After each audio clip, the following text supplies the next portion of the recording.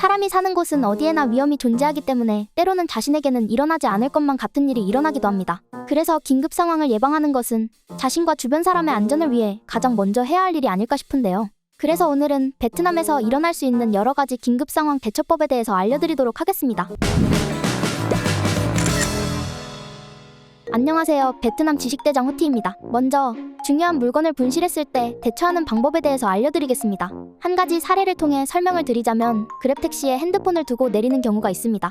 이 경우 그랩 고객센터로 전화를 해서 상담원에게 이용했던 그랩택시의 정보와 목적지 등의 상황을 설명하면 이용했던 그랩택시 기사님을 찾아서 핸드폰을 되찾을 수 있는 방법이 있습니다. 사실 그랩택시나 CCTV가 있는 특정 장소에서는 잃어버린 물건을 다시 찾을 수 있는 가능성이 존재하지만 도난 사고의 경우 베트남은 한국처럼 경찰이 범인의 위치를 끝까지 추적할 만큼 CCTV가 확충되어 있지 않기 때문에 최대한 빨리 가까운 경찰서에 방문하여 분실 신고를 해야 합니다. 참고로 분실에 대한 보상을 받을 수 있는 여행자 보험에 가입되어 있는 경우 경찰서에서 도난 및 분실 증명서를 발급받아 보험금을 신청하면 약간의 보상을 받을 수 있으니 베트남에 체류 계획이 있으신 분들은 여행자 보험 상품을 알아보시는 것도 좋을 것 같네요.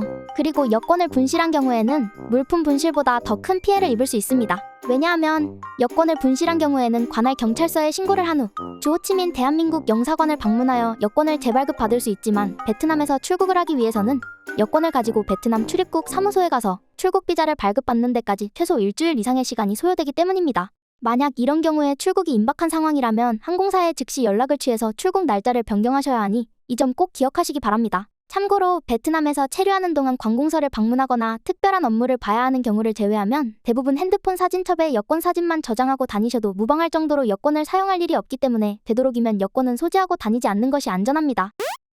다음은 응급상황 발생 시 대처하는 방법에 대해서 알려드리겠습니다. 베트남에서 응급상황이 발생해서 불가피하게 병원을 이용해야 하는 경우 한국어나 영어로 의사소통이 가능한 한인병원이나 국제병원을 이용하는 것이 좋으며 시설도 베트남 로컬 병원에 비해 비교적 고급 의료시설이 갖추어져 있고 진료도 더 잘한다고 알려져 있습니다.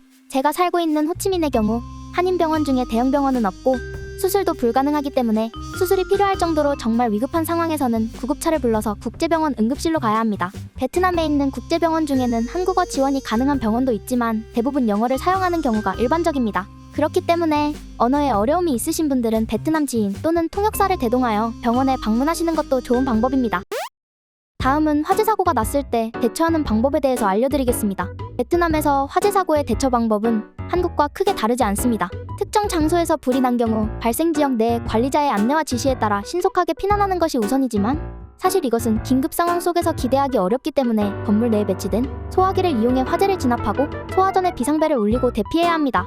평소에 자주 방문하는 장소는 피난구를 미리 확인해두는 습관을 갖는 것이 중요하고 재빨리 화재 신고를 해야 합니다. 지금까지 베트남에서 일어날 수 있는 여러 가지 긴급 상황 대처법에 대해서 알려드렸는데요. 앞서 설명해드린 내용들은 베트남어가 가능한 분들에게는 유용한 방법이지만 베트남어 사용이 어려우신 분들은 베트남 내 대한민국 대사관 또는 영사관의 도움을 받는 것이 가장 좋은 방법입니다. 대사관과 영사관에서는 대한민국 국민이 해외 체류 중에 발생한 문제에 대해서 도움을 줄 의무가 있기 때문에 긴급 상황 발생 시 연락을 취해 분실, 응급, 화재, 재난사고 등의 도움을 요청할 수 있고 긴급 통역 서비스 지원을 한다고 하니 최소한 베트남에 체류하는 동안만큼이라도 핸드폰에 대사관과 영사관의 긴급 연락처를 저장해두는 것이 좋을 것 같네요. 오늘 영상이 유익하셨다면 구독과 좋아요, 알림 설정을 눌러주세요. 호치민에 관련된 정보를 실시간으로 빠르게 답변 받아보고 싶으시다면 영상 하단 설명란에 있는 카카오톡 오픈 채팅방 호치민 뭐든지 물어봐 호티에 입장하셔서 질문을 남겨주세요. 또한 은행정보, 병원정보, 실시간 환율정보 등 다양한 생활정보를 한방에 모아놓은 호티 웹사이트를 통해서도 유익한 정보를 받아볼 수 있습니다.